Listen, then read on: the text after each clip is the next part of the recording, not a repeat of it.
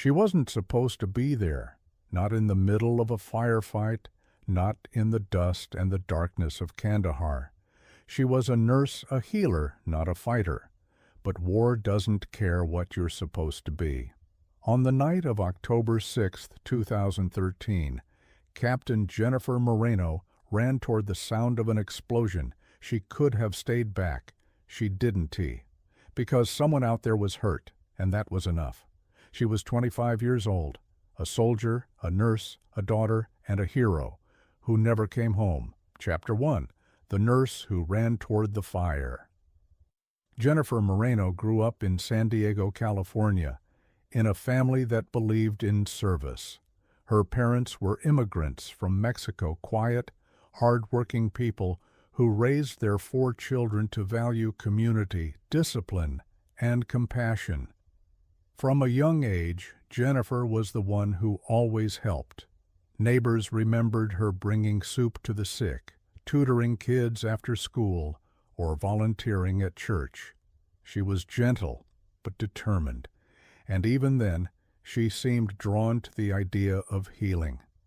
At San Diego High School, she joined the JROTC program, a small decision that would shape her entire future. There, she learned the basics of leadership, discipline, and duty.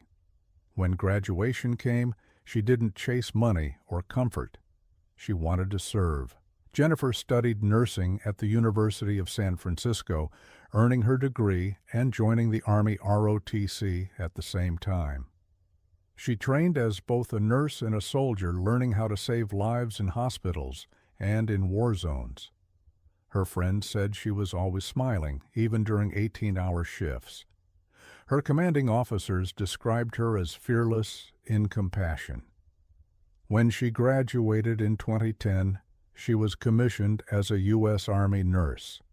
She could have stayed in a base hospital, treating wounded soldiers far from combat.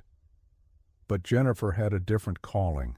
She volunteered for one of the most dangerous and groundbreaking roles available to women at the time, the Cultural Support Team. CST soldiers trained alongside Special Forces units, embedding with them on missions where female soldiers were essential, helping gather intelligence, treating casualties, and interacting with Afghan women and children. Training was brutal. She ran with 80-pound packs, learned survival, combat movement, and how to handle explosives and weapons. When someone asked why she, a nurse, wanted to go through all that, she simply said, "Because soldiers need someone they can count on out there, not back here."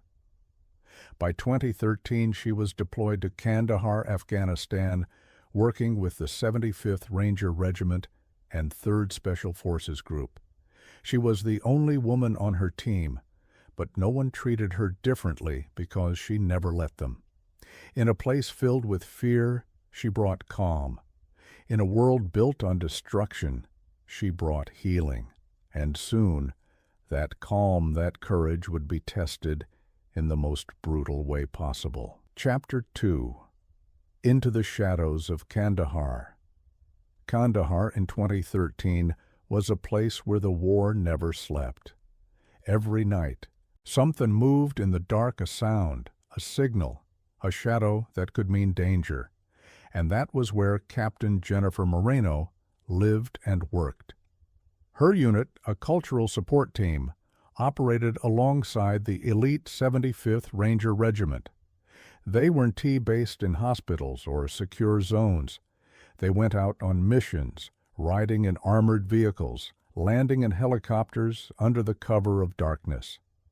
Their job was to connect, to search, to question, to care, often in the same breath.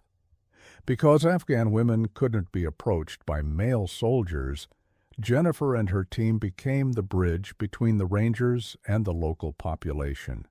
She entered homes, spoke to women and children, offered medical care, and sometimes comforted the terrified in the middle of gunfire. It was a strange balance, healer and warrior, gentleness and steel. But Jennifer managed it with grace. Teammates later said she was the kind of soldier who made you forget how dangerous things were. When tension rose, she smiled. When someone was wounded, she moved faster than anyone else. She treated cuts, burns, infections, gunshot wounds, whatever the night demanded.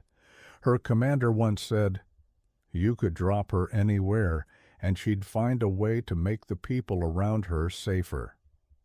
The missions were relentless. Days blurred into nights.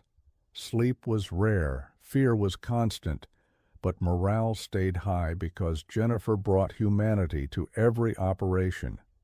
She carried not just a rifle and medical gear, but a small notebook filled with the names of locals she'd helped and words in Zhari she practiced each night so she could greet them properly. Still, the war around her was changing. The Taliban, pushed into hiding, had adapted.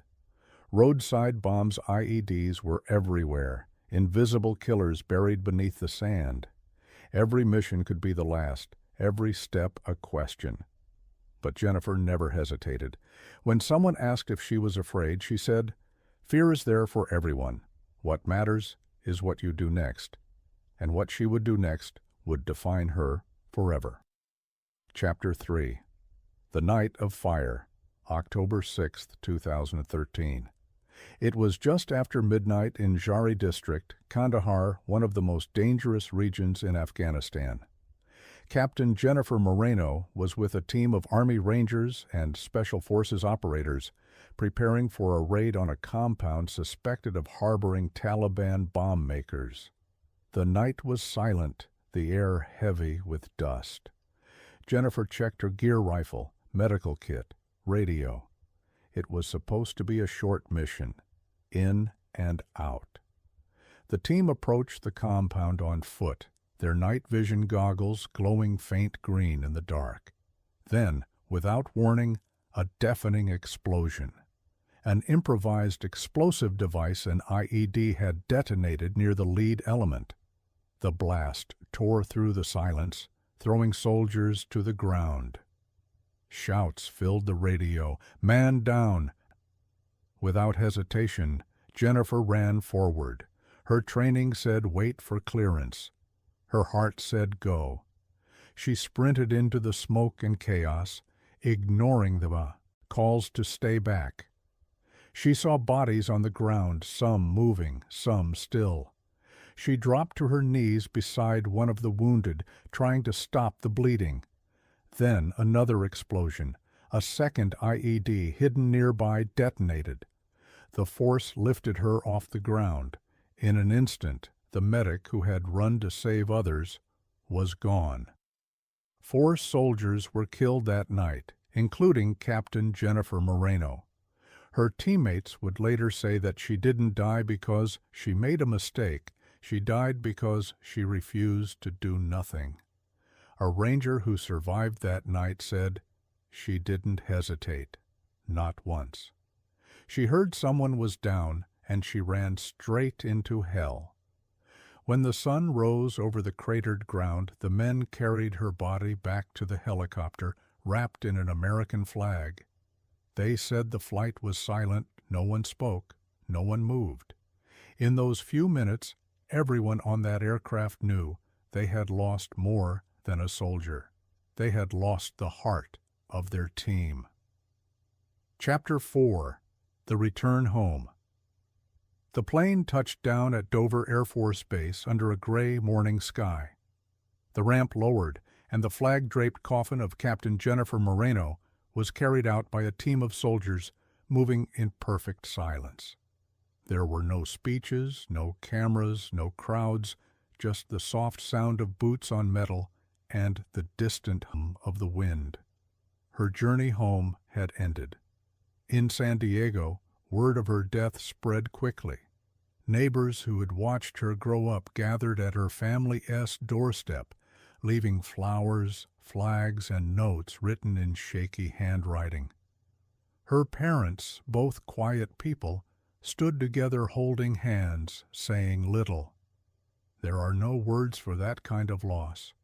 Her funeral was held a week later. Hundreds came, soldiers, nurses, veterans, and civilians who had never met her, but felt they knew her story.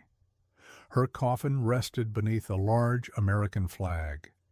On top of it lay her Army nurse insignia and her stethoscope, placed by her fellow medics.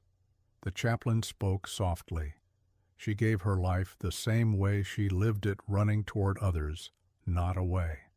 Her commander from the 75th Ranger Regiment couldn't hold back tears as he read her Bronze Star citation.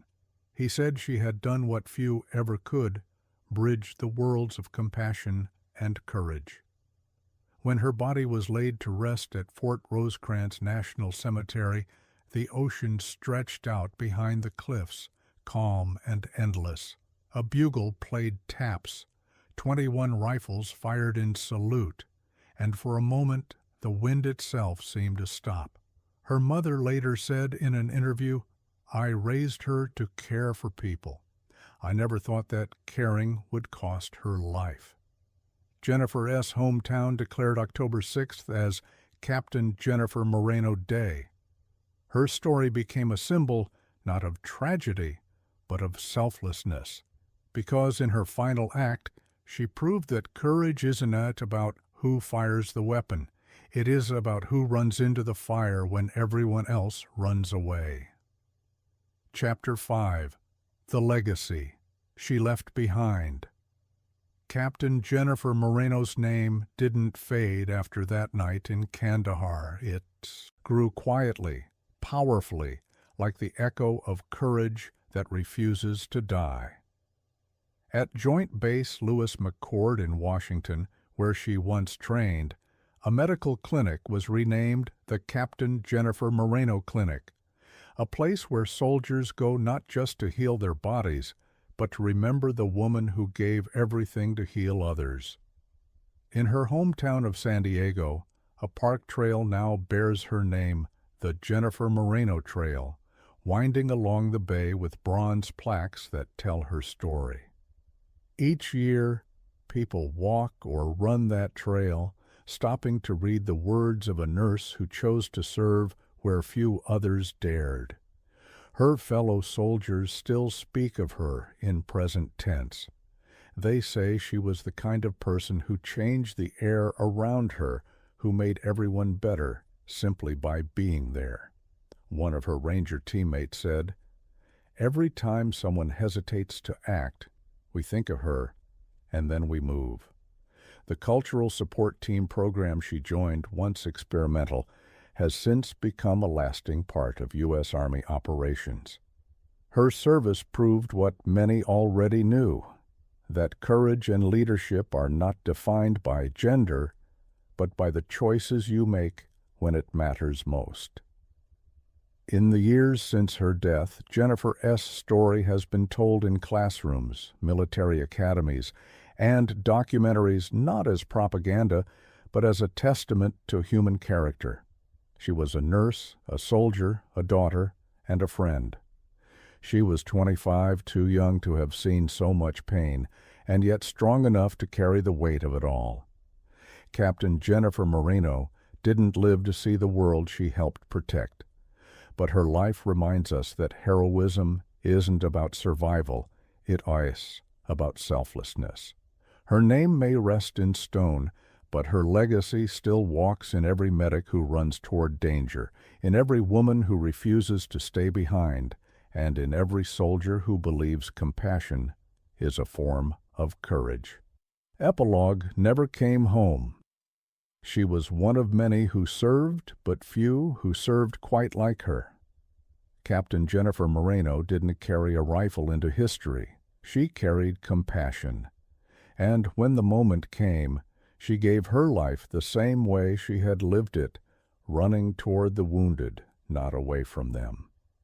In the years since her death, soldiers still speak her name quietly in clinics, in training grounds, in the dust of faraway places. Because every time someone hesitates before stepping forward, they remember the nurse who didn't. Jennifer never came home, but her courage did. It lives in the hands that save, in the hearts that choose empathy over fear, and in the belief that doing the right thing is worth everything. She didn't die trying to be a hero. She became one by doing what no one else would. And in that final selfless act, Captain Jennifer Moreno found the kind of immortality that only love and bravery can give.